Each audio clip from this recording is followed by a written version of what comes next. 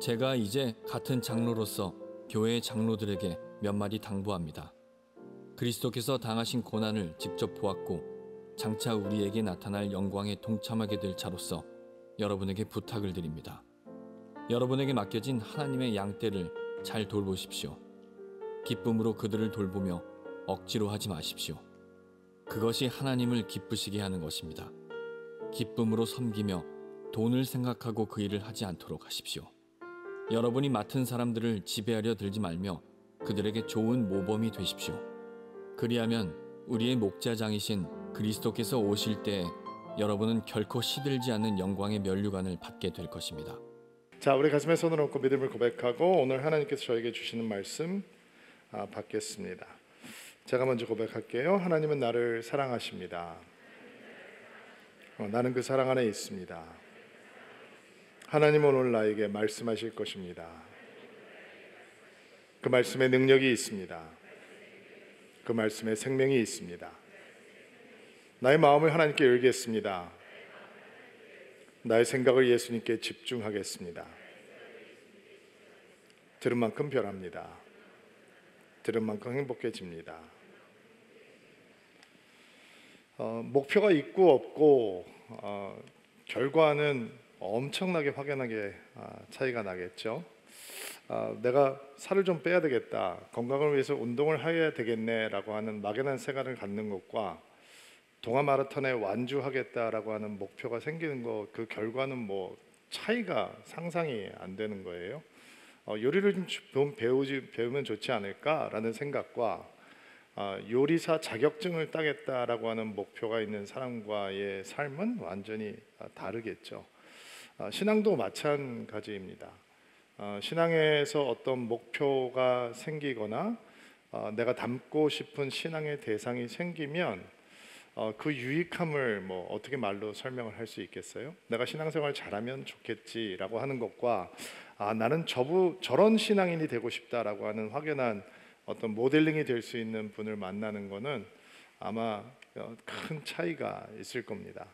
저도 목회를 시작하면서 제가 닮고 싶은 대상, 이런 닮고 싶은 설교자, 목회자, 모델들이 있었습니다. 그래서 그분들의 설교 테이프를 들어서 정말 설교 테이프라고 하니까 되게 제가 나이가 든 것 같아요. 그런 시대가 있었답니다.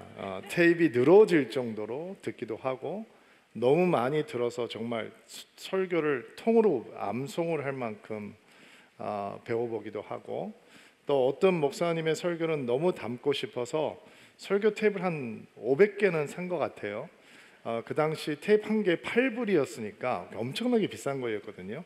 그런데도 불구하고 정말 설교를 배우고 싶은 마음에 500개 설교면 거의 10년치 설교인데 설교를 듣기도 하고, 저도 좋은 목회자, 좋은 교회 이런 것들이 눈에 보이면 애쓰면서 담고자 노력했던 기억이 있습니다. 저나 신목사님이나 우리에게 하나님께서 주신 참 큰 은총은 오늘리교회 하용조 목사님이라고 하는 좋은 선생님을 만나게 된 것이 아닌가라는 생각을 해봅니다. 저는 오늘리교회 오기 전에 이미 하 목사님 설교를 굉장히 사랑하고 좋아하던 사람이었는데 그분의 설교 테이프를 들으면서 설교를 배우고 싶었고 목회를 배우고 싶었는데 한번 빠꾸 맞았어요. 인터뷰를 했는데 면접에서 제가 이제 떨어진 거죠. 그래서 오늘리교회 일을 할 수 있는 기회가 없었는데 또 시간이 지나고 하나님께서 만남을 갖게 하셔서 그분한테 배웠던 신앙, 목회자됨, 목사됨, 설교, 목회 뭐 이런 거는 정말 제가 말로 설명할 수 없을 만큼 큰 선물이고 은혜였던 기억이 있습니다. 소망하기는 저희들을 만나는 이제 젊은 목회자들이 제가 저희의 선생님을 만나면서 배우고 성장했던 것처럼 우리를 만나서 배우고 성장하고, 또 저와 신목사의 뒷모습이 어떤 젊은 목회자들에게는 나도 저분들 같은 목회자가 되고 싶다, 서울 드림교회를 보면서 나도 저런 아름다운 교회를 이루고 싶다라고 하는 그런 감동, 영감의 선물이 될 수 있으면 뭐 더 할 나위 없이 감사하겠죠. 자, 여러분은 어떻습니까? 여러분은 신앙생활을 하면서 그냥 열심히 해야지 이렇게 막연하게 살아가십니까? 아니면 나는 저런 신앙인이 되고 싶다라고 하는 어떤 모델을 갖고 계십니까? 아마 신앙의 가정에서 자란 분들은 부모님이, 어머님, 아버님이 그런 대상일 수도 있고, 좋은 선교 단체를 만났다든지 좋은 교회에서 양육을 받은 분들은 그런 대상이 있을지 모르겠어요. 그런데 오늘은 베드로전서에 나와 있는 하나님의 말씀을 통해서 저는 여러분들에게 이런 큰 그림을 하나 그려드리려고 합니다. 성도라면, 신앙을 가지고 있는 성도라면 우리는 이런 신앙의 목표가 있어야 된다라고 하는 그림을 그려드리려고 해요. 3절 말씀이 오늘 중심이 되는 말씀인데, 3절 말씀을 쉬운 성경으로 읽고 그 다음에 개역 개정으로 읽어볼게요. 먼저 쉬운 성경으로 읽겠습니다. 시작. 여러분이 맡은 사람들을 지배하려 들지 말고 그들에게 좋은 모범이 되십시오. 개역 개정으로 읽어볼게요. 맡은 자들에게 주장 양무리의 본이 되라. 자, 좋은 모범이 되십시오. 개역 개정에는 양무리에게 본이 되라. 자, 큰 그림을 먼저 한번 그려볼게요. 무엇이 우리의 신앙의 목표, 우리가 따라가는 푯대가 돼야 하는가? 양무리의 좋은 본이 되어주는 삶, 이게 우리의 목표, 우리가 지향하는 신앙의 모델이 되어야 되는 거예요. 왜 목표가 중요하냐? 다름질을 하는데 방향 없이 뛰는 사람이 있다라고 상상을 해보세요. 주먹을 휘두르는데 허공을 향해서 막 주먹을 휘두르는 사람이 있다라고 생각해 보세요. 어디서 들은 말씀 같지 않나요? 사도 바울이 상을 받기 위해서 달려가지 않는 신앙인의 모습, 푯대를 향해서 달려가지 않는 신앙인의 모습을 어떻게 묘사하고 있냐면, 다름질을 하되 향방 없는 것 같이 하고 그 다음에 싸우기를 허공을 치는 것 같이 하는 사람이다, 이렇게 표현을 하고 있거든요. 여러분, 방향이 없이 달려간다고 생각해 보세요. 대상이 있는데도 불구하고 허공에다가 주먹을 휘두르는 사람이 어떻게 대적과 맞서서 싸울 수 있겠어요? 이런 것처럼 그냥 열심히 하면 되지라고 하는 막연한 생각이 아니라, 신앙생활을 하면서 뚜렷한 목표와 푯대를 향해서 나는 이렇게 성장하고 싶다라고 하는 마음을 갖는 것은 엄청난 차이인 거예요. 그러면 그 푯대가 무엇이 되어야 되느냐? 양무리에게 본이 되는 삶이 되어야 된다라는 거예요. 오늘 말씀은 사실은 장로들에게 주어진 말씀이에요. 그럼 여러분과는 상관없는 말씀인가요? 그렇게 생각하면 안 되죠. 사실 장로라고 하는 사람은 초대교회에는 목회자와 장로가 구분이 없었거든요. 그러니까 장로로 세워진 사람이 교회를 돌보고 말씀을 가르치고 성도를 양육하고 이런 일들을 하는 거니까, 이게 목사와 장로의 직분이 나눠지는 거는 초대교회가 훨씬 지난 다음부터 있었던 일이니까, 지금 우리에게 주어지는 말씀은 교회를 돌보는 리더십들에게 주어지는 말씀이지만, 사실은 모든 평신도들에게 장로가 될 만한 믿음을 갖는다는 건 축복이잖아요. 그렇죠? 아멘으로 받으세요. 목사님, 어떻게 신앙생활을 하면 신앙생활을 잘 할 수 있는 겁니까? 뭐라고 물어본다면 저는 주저하지 말고 장로가 될 만큼 하십시오, 이렇게 얘기를 할 것 같아요. 그러면 정리가 다 되잖아요. 예? 대강대강 신앙생활 하는 사람을 장로로 세울 교회는 없잖아요. 장로 수준의 신앙생활을 하기 위해서는 교회에 헌신이 돼 있어야 되고, 예수님을 누구보다 사랑해야 되고, 교회에 충성해야 되고, 타의 모범이 될 수 있는 덕을 세우는 사람이어야지, 뭐 주일날 왔다 갔다 하는데 뭐 빠졌다 왔다 가는데 장로 세울 교회는 없잖아요. 그런 교회가 어디 있겠어요. 그러니까 우리에게 양무리의 모범이 된다라고 하는 거면, 평신도라면 정말 장로로 세움을 받을 수 있을 만큼 좋은 믿음의 사람이 되어야 된다라고 생각하시면 좋을 것 같아요. 오늘 본문 말씀을 묵상하기 전에 저희 교회가 이제 14년 차로 들어갔어요. 7년 차 되던 때 저희가 장로님들을 세웠죠. 그리고 지난 3년 동안 사실은 코로나가 지나면서 장로 스쿨을 하고 싶었는데 현장에서 모일 수가 없으니까, 장로 스쿨을 줌으로 할 수 없으니까 장로를 못 세우고 있었는데, 내년에는 장로님들을 좀 세우려고 저희들 준비하고 있어요. 그러다 보니까 우리 시대가 필요한 장로상, 우리 교회가 필요한 장로들은 어떤 장로일까에 대한 고민을 좀 하게 되거든요. 보통 한국 교회에서 장로라고 하면 어떤 사람으로 여러분은 생각이 되시나요? 뭐 기득권을 가지고 있는 사람, 교회에서 힘 있는 사람, 뭐 이렇게 생각이 되지 않나요? 당회라고 하면은 장로들의 모임을 당회라고 하잖아요. 당회라고 하면 막 교회에서 결정을 하고 이 사람들 위해 군림하고 이런 그 부정적인 이미지도 사실은 없지 않아 있거든요. 목사님들과 장로님들이 가장 아름답게 동력하는 관계가 돼야 됨에도 불구하고 목사들끼리 만나면 장로 욕하고 장로 때문에 목회 못하겠어. 장로님들끼리 만나면 목사 욕하고 나 우리 목사님 때문에 신앙생활하기 힘들어. 이거는 비정상이잖아요.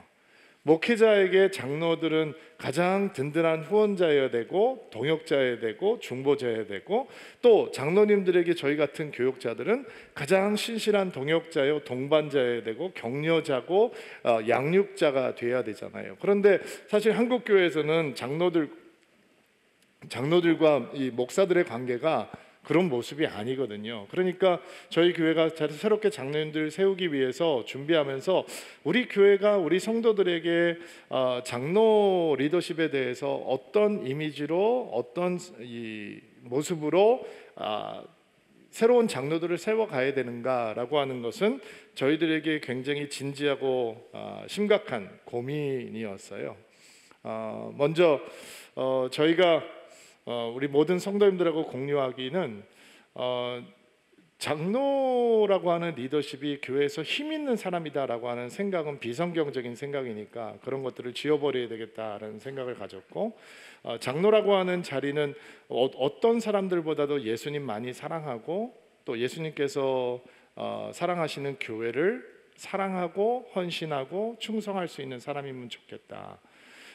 그리고 누가 보아도 저 사람의 신앙을 닮고 싶다라고 하는 선한 영향력을 가지고 있는 사람이면 좋겠다라는 마음을 가지고 있습니다. 교회에서 장로가 시어머니 역할을 하면 안 되잖아요. 교회 머리가 장로가 아니잖아요. 교회 머리는 오직 한 분이시거든요. 예수 그리스도. 아멘으로 받으세요. 그러니까 그 머리 대신 예수님을 높여드리고 그 머리 대신 예수님께서 기뻐하는 교회를 만들기 위해서 모든 성도들보다 더 헌신하고 더 수고하고 더 열심히 기도하고 하는 사람들이 장로님들이 되셔야죠. 서울 드림교회에서는 어떤 장로의 기준을 가지고 있냐면, 우리 교회에서 안수 집사로 임직하고 5년이 경과된 45세 이상의 집사들 중에서 공동체에 속해서 셀 모임을 하고 있고 주일 성수와 DBS 같은 양육 프로그램에 적극적으로 참여해야 하고, 그리고 국내외 아우리치에 동참함으로써 교회의 비전을 함께 이루어가는 사람이어야 하고, 11조와 선교 작정헌금 같은 것에 신실하게 동참하는 사람들 중에 선택할 수 있다. 목사님 뭐가 그렇게 많아요? 많은 거 아니에요. 이게 안수 집사 훈련 받을 때 우리 성도들하고 나눴던 얘기거든요. 안수 받을 때 이렇게 신앙생활을 하시겠습니까? 네, 그렇게 신앙생활을 하겠습니다라고 하는 사람들을 안수해서 집사로 세웠기 때문에, 다만 안수 집사 할 때는 저희들이 꼼꼼하게 체크를 안 하거든요. 그렇게 헌신하면 안수해서 일꾼으로 세우는데, 다만 장로가 될 때는 확인이 좀 필요하다라는 생각이 들어요. 왜냐하면 그렇게 하겠다라고 하면서 그렇게 안 하는 분들이 꽤 있을 수 있잖아요. 그러니까 당연히 해야 될 것들을 당연히 안 하는 경우가 있기 때문에 장로 세울 때는 저희가 좀 확인을 해야 되겠다라는 생각을 하게 됐어요. 많은 분들이 안수 받은 지 5년이 지나된 경과된 분들이 계시는데, 많은 부분에서 두 가지가 좀 저의 요소가 되는 것 같아요. 첫 번째, DBS를 안 하고 계시는 분들이 있어요. 기성교회에서는 주중에 예배가 있잖아요, 여러분. 수요 예배도 있고 뭐 얘기하잖아요. 그러면 장로 리더 세울 때 수요 예배 드리는 사람이 세워질까요? 안 드리는 사람이 세워질까요? 이거는 너무 비상식적인 질문이잖아요. 이거는 바보들한테 질문을 해도 이게 답은 너무 명확하게 나와 있는 거잖아요. 그러니까 저희는 주중에 예배가 없으니까 이 성도가 신앙생활을 충성스럽게 신실하게 하고 있느냐 없느냐의 요소는 뭐 주일날 예배 나오는 건 당연하고 DBS죠. 일반 성도들도 DBS를 열심히 하는데 장로로 세워지는 사람이 DBS 안 한다, 은혜를 사모하지 않는다, 그러면 장로 되면 안 되는 거죠. 11조 헌금 해야 하기로 마음 작정하고 안수받고 집사가 됐는데 11조 생활을 못하고 있다. 그러면 장로가 되면 안 되죠. 일반 성도들도 11조 헌금을 열심히 하기 위해서 하나님 앞에서 몸부림치면서 달려가고 있는데, 교회 어른이 되고 리더가 되겠다라고 하는 사람이 그 정도도 못한다라고 하면 장로 세워질 자격이 없는 거죠. 그러나 이런 기준이 율법이 아니잖아요. 교회는 율법으로 진행되는 것이 아니라 은혜로 진행되는 거잖아요. 그러니까 저희는 내년에 장로 리더십들을 다시 한번 세워가면서 우리 사랑하는 그 집사님들에게 당신들 이렇게 신앙생활 하겠습니까? 성도들에게 본이 되는 신앙생활, 주님 앞에 헌신한 신앙생활을 하시겠습니까? 라고 다시 물어보고 헌신시키는 시간이 될 거예요. 그러면 저희들과 함께 만나서 1년 동안 훈련을 하는데, 후보생이 됐다고 장로가 그냥 되는 게 아니고 1년 동안 함께 훈련하면서 복음에 대해서 확인하고 또 확인하고, 신앙 고백에 대해서 확인하고 또 확인하고, 또 저와 신목사가 한 학기씩 나누어서 훈련을 하겠지만 중간에 방학 동안에는 아우리치도 가는데, 내년에는 특별히 신목사님과 제가 대화를 하면서 우리 장로 후보 되시는 분들과 부부 동반으로 성지순례로 아우리치를 가면 좋겠다라는 마음을 갖게 됐어요. 신앙을 좀 더 다질 수 있는 기회, 그리고 우리가 진정한 공동체가 될 수 있는 기회가 있으면 좋겠다라는 마음이 설레요. 더 일꾼들이 많이 세워지는 거니까, 좋은 장로님들이 많이 생기는 건 교회에 너무너무 유익한 일이거든요. 그러니까 우리 성도님들 가운데 정말 장로 되기를 사모하셨으면 좋겠어요. 장로가 되기 위해서 신앙생활하는 건 건강하지 못하죠. 그런 사람들은 장로가 돼도 문제가 되고 안 되면 시험을 들겠죠. 그러나 내 신앙의 내용이, 내 신앙의 성숙도가, 내 신앙의 헌신이 장로의 수준이 됐으면 좋겠다라고 하는 건 굉장히 축복이에요. 그러니까 마음속에 그러한 사모함이 생기셨으면 좋겠어요. 저희는 당회라고 하는 단어가 교회의 긍정적인 의미보다는 부정적인 영향력이 더 많다라고 느껴요. 그래서 신목사와 저도 당회장이라고 하는 이 타이틀은 사용하지 않으려고 해요. 저희 교회에서는 당회라고 하는 단어를 아예 안 쓰려고 해요. 왜냐하면 그 당회라고 하는 단어 속에 사람들 위에 군림하고 지배하려고 하고, 막 자기들만이 혼자 모든 결정권을 독점하려고 하고, 어떤 교회에서는 예산의 항목을 변경하는데 예산 집행하는 실무자들이 필요에 따라서 항목을 변경할 수 있는 게 아니라 당회를 통과해야지 이 항목을 변경할 수 있게 되거든요. 그러니까 얼마나 건강하지 않아요. 그래서 저희 교회에서는 당회라고 하는 단어 대신 장로님들이 이제 많이 생기게 되면 함께 모여서 회의하기가 어려워지거든요. 그러니까 장로회라고 하는 단어로, 이 명칭으로 장로님들의 모임을 따로 구별을 해 놓으려고 해요. 그 모임은 결정하고 군림하는 곳이 아니라 정말 사역을 공유하고 성도들을 위해서 기도하고 중보하고 격려자가 되는 모임으로 만들어 놓고, 그러면 사역의 실무팀들이, 리더들이 모여서 운영회를 만들어서 거기서 실제적인 결정과 실제적인 예산을 논의하고 집행하는 그런 좀 실질적인 리더십들을 나누어서 진행하려고 합니다. 우리 성도님들께서는 기도해 주시고, 좋은 장로님들이 많이 세워질 수 있도록 기도해 주시고, 또 여러분이 언젠가는 우리 교회에 좋은 장로들이 되겠다라고 하는 마음의 소망을 갖고 기도하면서 마음을 합해 주시면 우리 교회 정말 세상 사람들이 보기에 교회도 저렇게 아름답게 진행이 될 수 있구나, 교회의 이미지를 바꿀 수 있는 좋은 통로가 될 줄로 믿습니다. 자, 오늘 하나님께서 저에게 주시는 말씀은 모든 성도들, 특히 교회에 있는 영적 리더, 목회자와 장로와 모든 임직자들이 양무리의 본이 되는 신앙을 가져야 된다라는, 그게 우리의 목표예요. 일단 아멘으로 받으세요. 양무리의 본이 되는 삶을 하셔야 돼요. 이거는 나이하고 상관이 없어요, 여러분. 지난주 금요일 날 제가 12월 31일 날 결혼하는 젊은 커플하고 잠깐 기도하는 시간을 가졌어요. 12월 31일 날 결혼을 한대요. 그래서 날짜를 굉장히 독특하게 선택을 하셨네요. 그러니까 사정이 있어서 그렇게 선택을 했다는 거예요. 두 번째 질문, 신혼여행은 어디로 가시기로 했습니까? 물어보니까 멋쩍게 웃으면서 신혼여행은 일단 특세를 끝난 다음에 생각해 보기로 했다는 거예요. 참, 제 마음이 쿵 하고 뭐가 얻어맞은 것 같았어요. 여름에 잠깐 나눴던 얘기인데 저희 교회 다니는 학생 중에 고등학생 한 명이 뇌에 잠깐 문제가 생겨서 뇌 수술을 받아야 될 수 있는 상황인데 얘가 너무 속상하다면서 뇌 수술을 받게 되면 중고등부 수련회에 참석을 못하고, 내가 그때 찬양팀으로 섬기기 헌신했는데 찬양팀을 섬기지 못하는 게 너무 마음이 아프다 그래서 이 아이의 신앙은 도대체 뭘까, 엄청나게 큰 망치로 한 대 얻어맞는 그런 느낌이었거든요. 뇌수술을 앞두고 있는 아이가 수련회에 참석하지 못해서 안타깝다니. 그러니까 성도에게 본이 된다라고 하는 건 나이하고는 정말 상관이 없는 거죠. 신앙의 컨텐츠에 관한 거예요. 저는 여러분들이 오늘 예배하는 모든 분들의 마음속에 나도 양무리에 다른 성도들에게 본이 되는 신앙을 갖기를 원합니다라고 하는 마음의 소원이 강력하게 자리하는 시간이 되기를 바랍니다. 베드로가 왜 장로들에게 편지를 하고 장로 리더십을 세우기 원했을까? 고난 중에 성도들이 주님 앞에 드려야 되는 헌신이 있기 때문이에요. 여러분, 고난을 통해서 하나님을 뜨겁게 만나고 우리의 신앙이 더 아름다워지고 순수해지고 우리의 하나님의 생명력으로 가득한 신앙이 되는 사람도 있고, 고난을 만나면 생명력을 다 상실해 버려 가지고 빼빼 말라버리고 비틀어지는 신앙을 가지고 있는 사람도 있단 말이에요.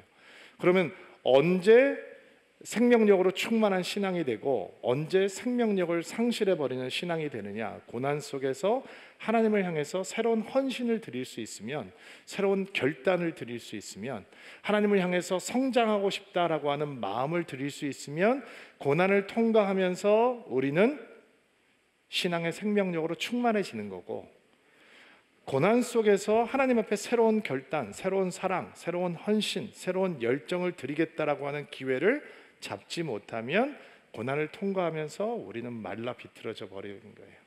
자, 그러면 양무리의 본이 되는 성도의 삶을 살아가기 위해서 우리가 붙들어야 되는 믿음과 영성의 모습은 어떤 모습인가? 1절 말씀 같이 한번 읽어볼게요. 읽어주세요. 시작.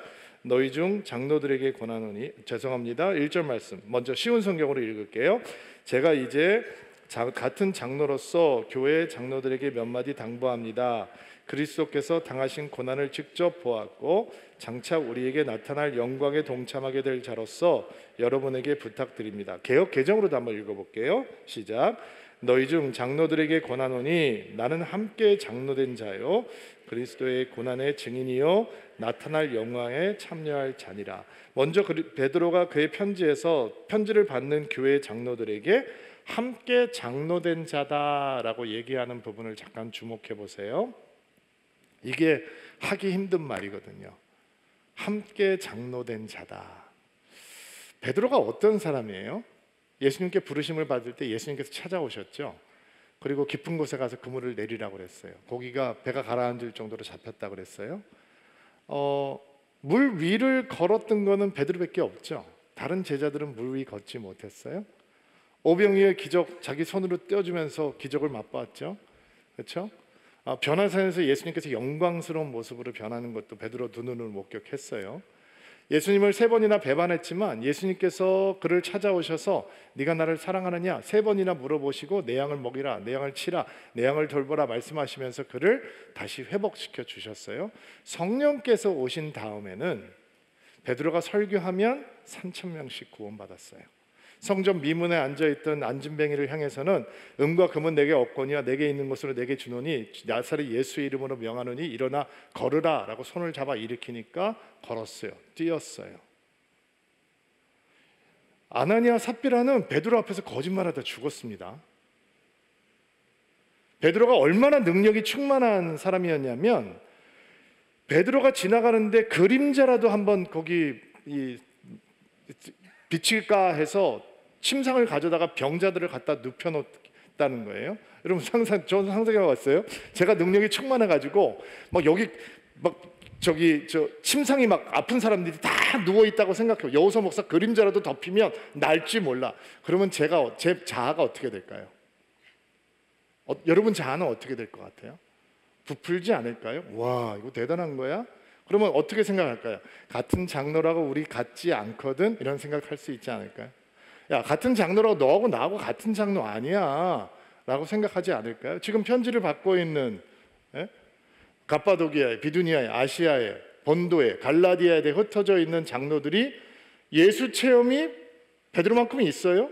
성령 체험이 베드로만큼 있어요? 그렇지 않잖아요. 그럼에도 불구하고 베드로는 뭐라고 얘기를 하고 있냐면 나는 여러분과 함께 장로된 자다라고 얘기를 해요. 여러분, 교회를 망가뜨리는 영성은 뭔지 아세요? 나의 중요함, 나의 특별함만 얘기하는 영성이에요. 목사님 저 특별합니다, 저 중요한 사람입니다 라고 얘기하면 경계 대상이 돼야 되잖아요. 근데 베드로는 자기를 특별하게 여기고 싶은 마음, 자기를 중요하게 생각하는 마음을 내려놓고 사랑하는 형제들, 나와 함께 장로된 자들, 이런 표현을 쓰잖아요. 그러니까 자기의 소중함만 중요하게 생각하는 것이 아니라 다른 사람의 소중함까지 인정해주고 다른 사람의 특별함까지 인정해줄 수 있는 영성을 가지고 있는 거예요. 여러분, 성도들의 본이 되는 믿음과 영성의 모습은 자기의 중요함만 주장하는 게 아니라 다른 사람의 소중함까지 볼 수 있는 영성이에요. 이게 교회를 만들어주고 교회를 살려주는 거예요. 교회 온 지 오래됐다라고 말씀하지 마세요. 저 개척 때부터 이런 얘기 하지 마세요. 여러분, 우리가 13년밖에 안 됐는데 무슨 뭐 오래봤자 13년이고 우리가 뭐 100년 된 교회도 아니고 우리 할아버지가, 우리 증조 할아버지가 개척 멤버다 이런 얘기를 하는 것도 아니고 뭐 먼저 와봤자 13년 전에 먼저 온 건데 그런 거 가지고 왜 자랑하세요? 그런 거 가지고 얘기할 거 하나도 없어요. 목사님하고 친하다고 자랑하지 마세요. 저하고 신목사하고 친한 게 뭐가 그렇게 대수래서요? 그리고 저희들한테 와서 이런 얘기 하지 마세요. 목사님, 저 사람 돈 많은 사람인데, 유명한 사람인데, 지위가 높은 사람인데, 직업이 좋은 사람인데 잘 대우하시면 목사님이 목회하는데 아주 유익하실 거, 이런 얘기 하지 마세요. 하나님께서 기뻐하지 마세요. 않으세요. 저희는 그런 교회 되기 원하지 않고, 저와 신목사는 그런 목회 원하지도 않고 그런 목사가 되기도 저희는 거부해요. 저의 죄의 본성은 그렇게 하고 싶은 마음이 들 때가 있어요. 내가 좀 케어해주면 저분이 조금 더 헌신할 수 있겠지. 근데 그게 교회를 세우는 영성이 아니라 교회를 파괴하는 영성이에요. 교회의 양무리의 본이 되는 영성은 모든 사람이 소중함을 볼 수 있어야 되는 영성이에요. 여러분은 특별하지 않아요. 그러나 여러분은 소중해요. 역할은 다 달라요. 우린 지체니까. 어떤 사람은 눈의 역할을 해야 하고, 어떤 사람은 손의 역할을 해야 하고, 어떤 사람은 발의 역할을 해야 해요. 펑션이 다른 것뿐이에요. 모든 사람은 다 소중해요. 양무리의 본이 되는 영성은 바로 그런 영성이에요. 나는 함께 여러분과 형제된 자입니다. 나는 목사의 역할을 하고 있지만 나는 여러분보다 더 소중하지 않습니다. 여러분보다 더 특별하지 않습니다. 주님 앞에 우리는 모두 다 이퀄하게 소중한 사람들입니다. 그거를 볼 수 있어야 양무리의 본이 되는 영성이 되는 거예요. 두 번 개역개정으로 1절을 다시 한번 읽어볼게요. 또 양무리의 본이 되는 영성은, 믿음과 영성은 어떤 것인지 1절 말씀 읽어주세요. 시작. 나는 함께 장로된 자요 그리스도의 고난의 증인이요 나타날 영광에 참여할 자니라. 자, 양무리에게 본이 되는 믿음의 모습은 고난 속에서 영광을 찾을 수 있는 믿음이에요. 지난주에 고난이 어떻게 고통으로 끝나지 않고 영광으로 끝날 수 있는가 우리가 말씀을 나누었었죠. 그러니까 간단하게만 짚고 넘어갈게요. 세상에서는 고난의 부재를 영광이라고 얘기를 해요. 근데 믿음의 사람들에게는 고난이 없는 게 영광이 아니라 고난에도 불구하고 경험할 수 있는 게 영광이어야 해요. 양무리에게 본이 되는 믿음의 사람이 된다라고 하는 건 고난이 끝이 아닙니다. 영광이 반드시 다가오고 있습니다라고 믿어야 되고 말할 수 있어야 되고 그리고 확신할 수 있어야 되는 거예요. 예수님의 십자가가 고통으로 끝나지 않고 부활의 영광으로 끝나는 것처럼 우리는 함께 울어주는 영성에 대해서는 굉장히 박수를 치고 좋아해요. 공감 능력이 있구나. 교회 리더라면 당연히 그렇게 해야지. 눈물 흘리는 자들의 손을 잡아주고 눈물 흘리는 사람들의 눈물을 닦아줘야지. 얼마나 힘드십니까? 힘내십시오 라고 얘기할 수 있어야지. 근데 그것으로만 끝나선 양무리의 본이 되는 믿음이 아니에요. 양무리의 본이 되려면 눈물을 흘리고 있는 자들의 눈물을 닦아주면서 당신의 고난은 고통으로 끝나지 않을 것이며 영광으로 이어질 것입니다.까지 얘기하실 수 있어야 돼요. 오직 믿음의 사람만 그것을 할 수 있어요. 믿음의 사람이 아니라면 재수가 없었나 봐, 운이 안 좋았나 봐, 네가 팔자가 안 좋나 봐, 그러니까 이렇게 어려움을 당하는 거지. 얼마나 힘드니, 내가 밥 사줄게, 술 사줄게, 위로해 줄게, 거기까지 가겠죠. 그러나 양무리의 본이 되는 믿음이라면 그들의 고난이 고통으로 끝나지 않고 영광으로 끝날 수 있다는 걸 믿을 수 있어야 되고, 말할 수 있어야 되고, 확신할 수 있어야 되는 거예요. 자, 세 번째, 양무리의 본이 되는 믿음은 2절 말씀이에요. 2절 말씀 한 목소리 읽겠습니다. 시작. 여러분에게 맡겨진 하나님의 양떼를 잘 돌보십시오. 기쁨으로 그들을 돌보며 억지로 하지 마십시오. 이것이 하나님을 기쁘시게 하는 것입니다. 기쁨으로 섬기며 돈을 생각하고 그 일을 하지 않도록 하십시오. 자, 양무리의 본이 되는 믿음 어떤 모습인가? 기쁜 마음으로, 자원하는 마음으로 양떼를 돌보는 삶이 바로 양무리의 본이 되는 믿음의 모습이겠죠. 이 양을 돌본다라고 하는 말이 베드로에게는 굉장히 많은 감정적인 이 느낌을 담고 있는 그런 말이었을 것 같아요. 왜냐하면 예수님께서 내 양을 돌보라, 내 양을 치라 이렇게 말씀을 해주셨으니까 아마 이 말을 장로들에게 권면을 하면서 예수님의 양떼를 잘 돌봐야 합니다 라고 하는 말을 하면서 그 예수님에게 들었던 마음을 온전히 느끼면서 이렇게 권면하고 있지 않을까, 저는 혼자 상상하고 묵상을 해보았어요. 그러니까 예수님의 마음으로 고난 동안은 성도들을 잘 돌보고 먹이라 라고 하는 책임을 일컬어 주고 있는 거죠. 어떻게? 기쁘게, 억지로 하지 말고 자원하는 마음으로, 열의를 가지고, 열심을 가지고 한다라는 거예요. 여러분, 목사가 혹은 장로가, 교회에서 책임을 맡고 있는 자가 그 일을 책임감, 의무감으로만 한다면 얼마나 지겹겠어요. 그렇죠? 저희가 DBS 많이 할 때는 뭐 8과목, 어쩔 때는 그 넘게도 할 때가 있거든요. 그거를 책임감으로만 해야 된다라고 한다면 8번, 10번씩 강의하면서 얼마나 지겹겠어요. 뭐 고장난 녹음기 갖고 한 말 또 하고 이러면서 얼마나 지겹겠어요. 근데 성도들을 정말 양육하고자 하는 마음으로 이 말씀이 그들을 세워줄 것이다라고 하는 마음을 가지고 부르심으로 받아들이고 소명으로 받아들이면 성도들을 만나는 자리가 너무너무 감사한 자리고 생명이 살아나는 자리가 되지 않겠습니까? 여러분, 교회라고 하는 건 굉장히 특별한 곳이에요. 성도들의 섬김이 없으면 아무것도 이루어지지 않아요. 성가대도 없어져야 되고, 주차장은 난리가 날 거고, 맨날 사람들 주차장에서 싸울 거고, 주일학교는 선생님이 없어서 다 애들이 주일학교 못 할 거고. 저희 처음 시작할 때 그랬어요. 저희 처음 교회 시작했을 때 주일학교 선생님이 없어서 나사렛 대학교에 가서 3명 꼬았어요. 저하고 신목사하고 가서 강의하면서 3명 데려다가 8명 아이들 맡겨놓고 주일학교를 시작했거든요. 발란티어가 없으니까 그렇게 할 수밖에 없었던 거예요. 근데 지금은 수백 명의 성도들이 주일학교 교사로 섬기고 있으니까 애들이 제적이 1000명이거든요. 얼마나 하나님 앞에 감사한 일이에요. 그러니까 교회라고 하는 것은 성도들이 기쁘게 즐거운 마음으로 열정 있게 열심히 있게 자원하지 않으면 아무것도 이루어지지 않는 곳이에요. 사랑하는 우리 임직자 여러분, 섬김의 자리 있으시죠? 감사합니다. 근데 혹시 섬기다가 멈춘 분들 안 계신가요? 왜 멈추셨어요? 일손 많이 필요한데, 코로나 때문에 교사들도 많이 부족하고 여기저기 너무너무 일손들이 부족해요. 오늘 날씨가 엄청 춥잖아요. 바깥에서 주차 봉사하고 있는 형제님들 눈에 보이는데 어떤 분은 5년, 7년 막 이렇게 섬기고 계시는 분들이 있거든요.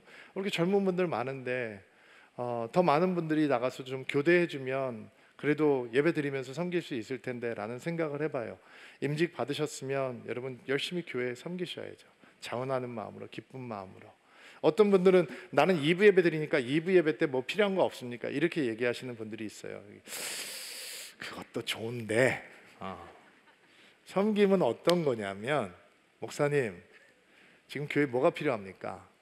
어디에 사람이 필요합니까? 거기에 제가 가겠습니다. 이게 섬김의 모습이죠. 교회 양무리의 본이 되는 믿음이라고 하는 건, 목사님 뭐든지 저한테 얘기하십시오. 일손 필요하면 저한테 얘기하십시오. 일꾼 필요하면 저한테 얘기하십시오. 언제든지 저는 준비가 되어 있습니다. 이런 사람들이 양무리의 모범이 되는, 본이 되는 사람들이 아닐까요? 저는 우리 사랑하는 성도님들이 정말 억지로 하는 게 아니라 기쁜 마음으로, 열정 있는 마음으로 교회를 섬기고 주님을 섬기는 일에 가장 먼저 손들 수 있는 믿음과 영성의 사람들이 되기를 주의 이름으로 축복합니다. 3절 말씀 볼까요? 네 번째, 양의 무리의 본이 되는 신앙의 모습은 3절 말씀 읽어주시겠어요? 시작. 여러분이 맡은 사람들을 지배하려 들지 말고 그들에게 좋은 모범이 되십시오. 양무리의 본이 되는 믿음의 모습은 다른 사람들을 지배하고 주장하지 않으려고 하는 온유함과 부드러움에 있어요. 예수님께서는 리더십에 대해서 가르쳐 주시면서 세상 사람들은 너희를 지배하려 하고 조정하려 하고 권세를 부리려 한다. 하지만 너희들은 그래서는 안 된다 말씀하셨어요. 그리고 아이를 가운데 세우시고 이 아이 같지 않으면 하나님 나라에 들어갈 수 없다 말씀하시죠.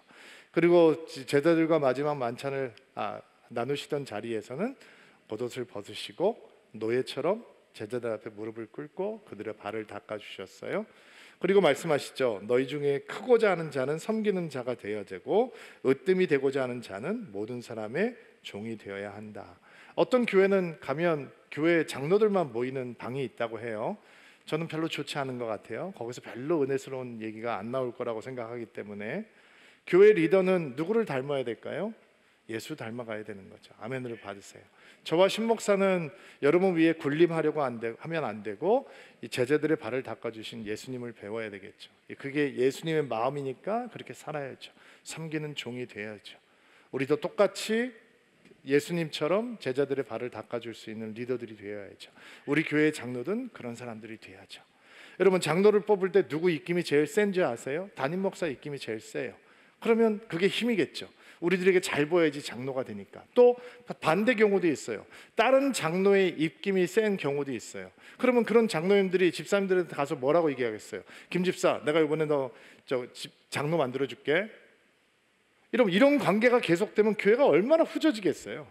세상 조직보다도 더 냄새나는 조직이 되어버리잖아요. 그러니까 우리가 이 지배하고 사람들을 컨트롤하고 권세 부리는 리더십을 버리려면 장로 뽑는 이 과정 자체가 신목사님과 저의 입김이 없어져야 되고 기존 장로님들의 입김이 완전히 없어져야 되고 모든 사람들에게 기준이 공평하고 공정하게 적용이 돼야 되고 그것이 되면 이렇게 신앙생활을 하는 안수 집사님이라면 누구든지 장로로 세워질 수 있는 길이 열릴 수 있어야 되는 거죠. 그들의 직업이 무엇인지 그들이 무슨 일을 하고 있는지는 중요하지 않아요. 우리에게 중요한 건 그들이 신실하고 충성스럽게 신앙생활을 하고 있느냐 없느냐의 문제인 거죠. 예수님께서는 제자들에게 그런 섬기는 종의 리더십을 보여주시고 베드로는 그 리더십을 배운 다음에 장로들에게 성도들의 본이 되라라고 얘기하면서 다른 성도들을 지배하려고 하지 않고 다스리려고 하지 않고 컨트롤하지 않는 영적 리더십에 대해서 가르쳐주고 있는 그게 본이 되는 거죠. 우리 안수 집사 훈련할 때 이런 고백을 하거든요. 주인의 행세를 하지 않고 주인의 마음을 가진 리더가 되겠습니다. 주인의 행세는 다 하기 원하는데 다 시어머니 되기 원하는데 다 잔소리하기 원하는데 주인의 마음을 갖고 숨은 곳에서 먼저 설선수범하는 마음을 갖기는 더디하니까 그런 고백을 하는 거예요. 여러분의 우리의 목소리를 크게 내지 않는 교회 되기를 바랍니다. 주님 말씀하십시오 순종하겠습니다 라고 고백할 수 있는 교회가 되기를 바라고 우리의 의견이 중요한 게 아니라 예수님의 의견이 중요하고 우리의 마음이 중요한 게 아니라 주의 뜻이 중요하고 우리가 기뻐지는 것이 중요한 것이 아니라 예수님이 기뻐하시는 것을 따라갈 수 있는 교회, 그런 영적 리더, 그런 신앙인들이 되는 은혜가 있게 되기를 주의 이름으로 축복합니다. 네, 마지막인데요. 4절 말씀 한번 읽어볼게요. 한 목소리 읽겠습니다. 시작. 그리하면 우리의 목장자이신 그리스도께서 오실 때에 여러분은 결코 시들지 않는 영광의 면류관을 받게 될 것입니다. 영광의 면류관, 이런 얘기 참 추상적이죠. 어떻습니까? 여러분, 천국, 하나님의 나라, 생명의 면류관, 영광의 면류관, 하나님의 상급, 이런 얘기하면 너무 멀리 있고 비현실적이죠. 추상적으로 다가오죠. 그게 사실은 우리의 영성이 밸런스가 깨졌다라고 하는 거예요. 여러분, 죽음이 추상적인가요? 여러분, 죽음이 추상적인 개념입니까? 실질적인 개념입니까? 이게 실질적인 개념인데 왜 천국의 추상적인 개념이 돼야 되죠? 왜 천국의 상급이, 영광의 면류관이 막연하고 추상적인 개념이 돼야 되죠? 죽음은 내가 만질 수 있게 실질적인데 언젠가는 죽음을 내가 거치게 될 건데 왜 하나님의 나라, 천국, 영광의 면류관 이런 것들은 추상적인 개념으로 다가오냐면 양무리의 본이 되는 영성과 믿음이다. 여러분, 어떤 믿음일까? 저는 저희 교회 장로님들 중에 제가 그분들을 처음 만났을 때 예수님 생각나게 하는 분들이 있었어요. 저분 만나면 예수님 생각이 난다. 여러분, 이렇게 한번 묵상을 해보세요. 저 장로님 만나면, 저 집사님 만나면, 저 목사님 만나면 자꾸 천국 생각이 난다. 여러분, 교회가 이런 곳이면 여러분들은 교회를 사랑하실 수 있겠어요? 만났는데 부동산 얘기, 주식 얘기, 코인 얘기, 투자 얘기, 돈 버는 얘기, 애들 학원 얘기, 어디 가면 쪽집게라는 얘기, 이런 얘기만 한다고 생각을 해보자고요. 여러분, 그런 교회 사랑할 수 있겠어요? 그런 목사 사랑할 수 있겠어요? 제가 여러분 만나서 대화를 하는데, 신방을 했는데 제가 성도님 여기에 투자하시면 3년 후면 2배 튑니다. 여기 투자하시면 부동산 뛸 겁니다.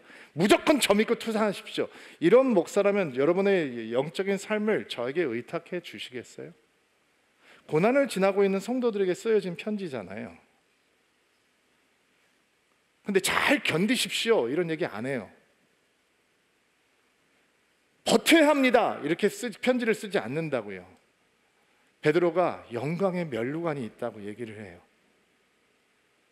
믿음에 가진 사람만 그 얘기를 할 수 있는 거예요.